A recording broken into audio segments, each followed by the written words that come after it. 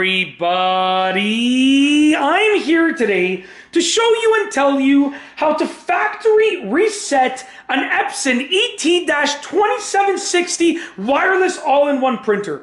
This will be an easy tutorial, so let's get right into the video. If you want to reset your printer back to its factory settings, you got to understand you will lose all data, all information on the printer. So when you do a factory reset, when you reset all of the settings on this printer, you will basically be starting fresh, okay? It's a great way to, get rid of any errors, glitches, or malfunctions that you're having trouble with, but you do have to set it up again. Now, luckily for you, most of the time the setup only takes a few minutes, which is a really good thing, okay? So here's how to factory reset it.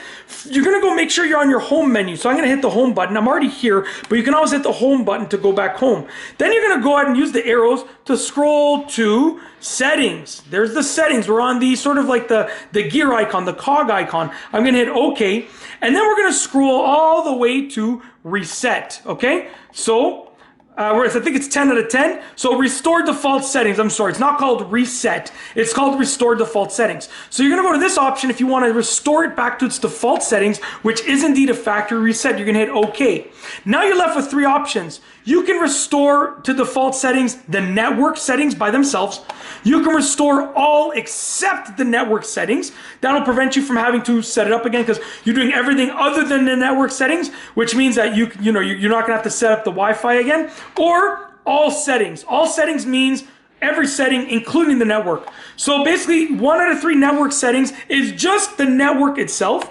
2 out of 3, which is all except network, so everything other than the network. 3 out of 3 is all of the above, basically, all settings. If you want to factory reset it, you hit OK, and then I believe you're going to have to confirm once again after this, and you're good to go. You're going to give it some time, and it's going to factory reset back to its default settings, okay? Like I said, you're going to lose all data and information, but if that's what you want to do, go for it.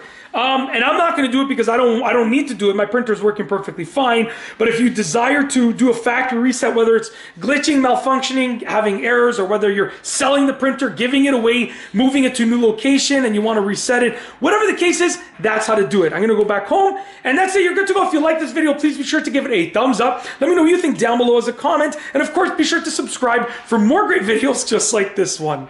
And that's all I have for you today. Thanks for watching.